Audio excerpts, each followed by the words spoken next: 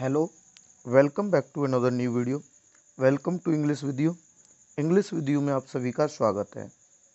जैसा कि आप सभी को पता है कि हमारा जो टॉपिक है वो चल रहा है सेंट्रल आइडिया।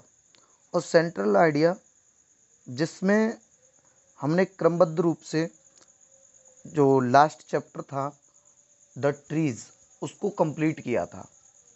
इसके बाद आज हमारा जो अगला टॉपिक है फॉग।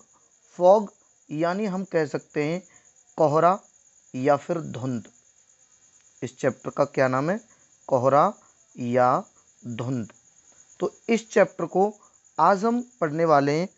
देखिए, मैं इस चैप्टर को आपको थोड़ा सा समरी इसकी बताऊं तो इसमें जो कवि हैं वो कहते हैं कि जो कोहरा है वो बिल्ली के, जिस प्रकार से बिल्ली दबे पैर घर में प्रवेश करती है, इसी प्रकार से कोहरा कभी कभी हमारे शहर पर छा जाता है। गांव में, सिटी में, हर जगह जो कोहरा है वो दबे पैर बिल्ली की तरह आता है और छा जाता है। तो इसी कविता को इसमें कवि ने दर्शाया है, जिसका हम सेंट्रल आइडिया लेकर के आए हैं, जो कि एग्जाम की दृष्टि से इम्पोर्टेंट रहेगा।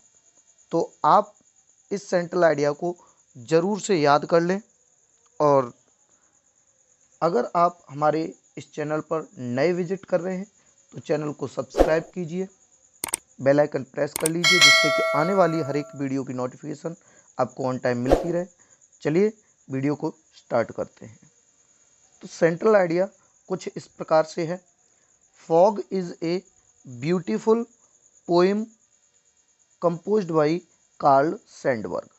जो फॉग है वो एक सुंदर कविता है जिसको किसने लिखा है? कार्ल सैंडबर्ग द्वारा रचित है। ये कविता जो कंपोज्ड की गई है वो कार्ल सैंडबर्ग द्वारा रचित है, जिसका नाम है फॉग। मैंने जैसा कि बताया अभी, फॉग का मतलब होता है कोहरा या फिर धुंध भी बोल सकते हैं। The theme of the poem is nature and change. जो कविता का विषय है वो प्रकृति और परिवर्तन है, मतलब प्रकृति और परिवर्तन। इन दिस पोएम, इस कविता में, the poet describe the attitude of man towards nature. इस कविता में जो कवि हैं वो प्रकृति के प्रति मनुष्यों के दृष्टिकोण का वर्णन कर रहे हैं, यानी वर्णन करते हैं। ही ओपनीज, यानी उनका मत है, how change is an integral part of nature, कि जो परिवर्तन है वो प्रकृति का एक अभिन्न भाग है। यानी प्रकृति के अगर हम हिसाब से देखें तो प्रकृति का परिवर्तन एक अभिन्न भाग है।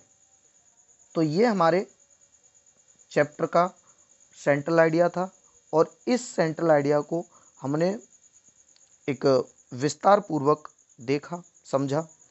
अगर आप इस सेंट्रल आइडिया का स्क्रीनशॉट करना चाहते हैं तो आप स्क्रीनशॉट भी कर सकते हैं। एग्जाम के पॉइंट ऑफ व्यू से इम्पोर्टेंट सेंट्रल आइडिया है।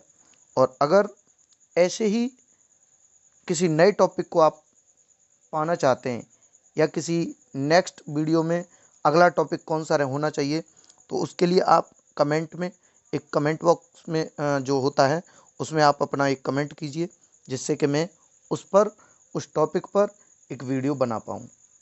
तो अगर आप हमारे इस चैनल पर विजिट करना चाहते हैं तो आप सबसे आगे @ लगा के EWIBP या फिर @ लगा के इंग्लिश विद यू 0 सर्च कर सकते हैं, जिससे आप हमारे चैनल पर सीधे पहुंच जाएंगे और वहां से आप वीडियो को सीक्वेंस वाइज देख पाएंगे। ये सारी की सारे जितने भी सेंट्रल आइडिया हैं उनकी मैंने एक प्लेलिस्ट बना दी है क्लास 10th की सेंट्रल आइडिया के नाम से एग्ज़ाम 2026।